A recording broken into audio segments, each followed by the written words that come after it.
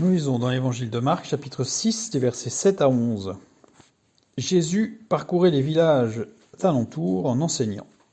Alors il appela les 12 et il commença à les envoyer deux à deux en leur donnant pouvoir sur les esprits impurs. Il leur prescrivit de ne rien prendre pour le voyage, si ce n'est un bâton, de n'avoir ni pain, ni sac, ni monnaie dans la ceinture, de chausser des sandales et de ne pas revêtir de tunique. Puis il leur dit: dans quelque maison que vous entriez, restez-y jusqu'à ce que vous partiez de ce lieu. Et s'il y a quelque part des gens qui ne vous reçoivent ni ne vous écoutent, retirez-vous de là et secouez la poussière de vos pieds afin que cela leur serve de témoignage.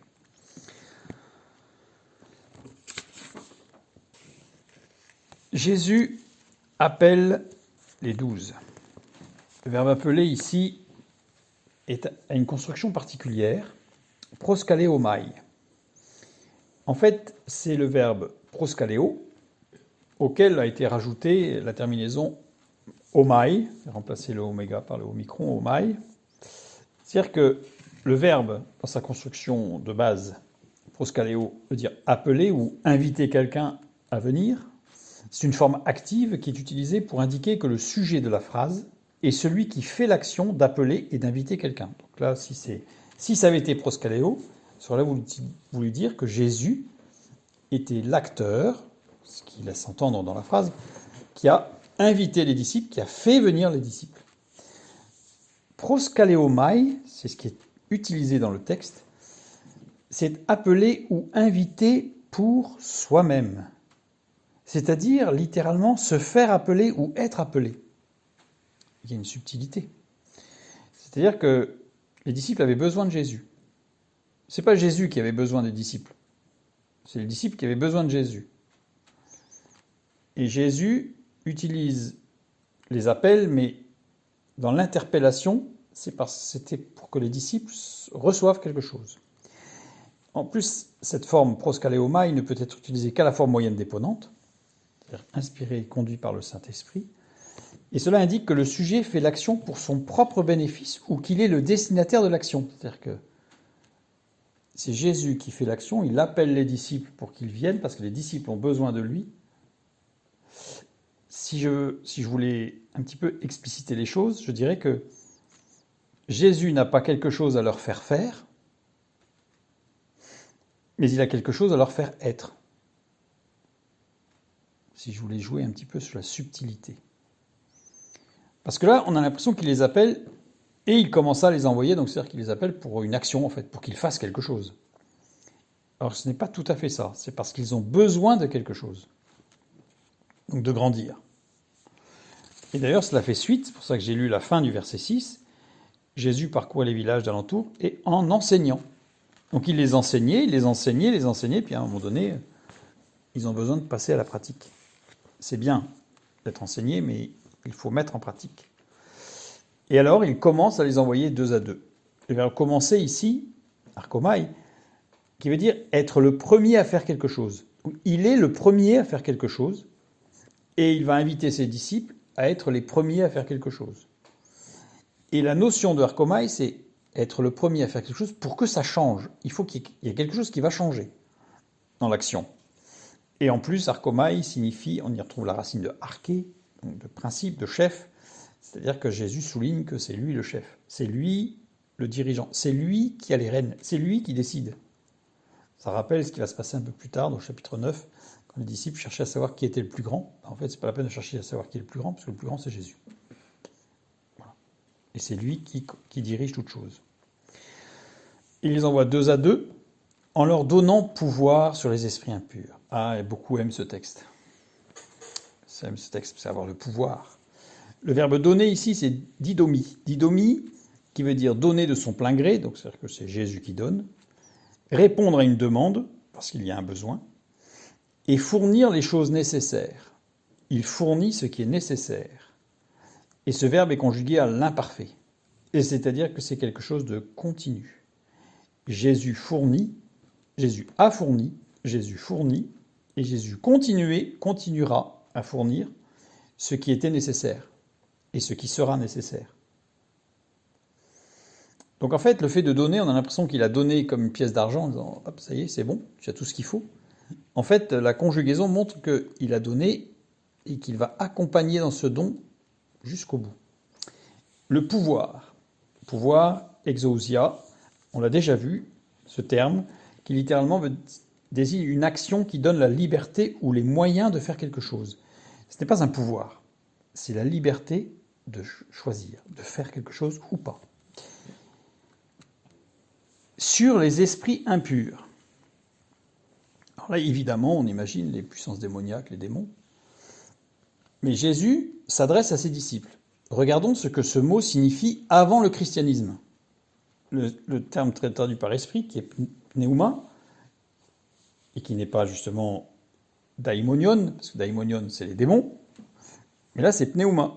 Or, à l'époque de Jésus, la théologie chrétienne n'a pas construit toute une théologie justement de démonologie autour de ce terme pneuma impur, akatartos. Qu'est-ce que désigne pneuma? Pneuma, originellement, donc à l'époque de Jésus, et avant et jusqu'à l'époque de Jésus, et même encore pendant quelques dizaines d'années, voire quelques siècles, pneuma signifie souffle ou esprit.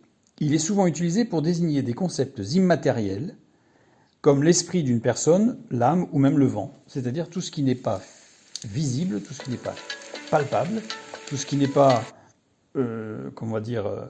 matériel, était désigné de pneuma.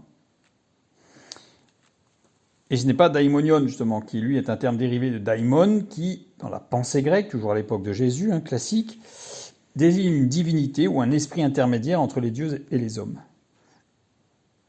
Les daimones peuvent être bienveillants ou malveillants chez les Grecs, c'est pas forcément négatif. Daimonion, en tant que diminutif, c'est un diminutif de daimon, en est venu à désigner spécifiquement les esprits ou des démons avec le christianisme. Mais ce n'était pas ce que signifiait le terme grec, avec une connotation très négative. Donc faisons attention, parce qu'ici c'est pneuma.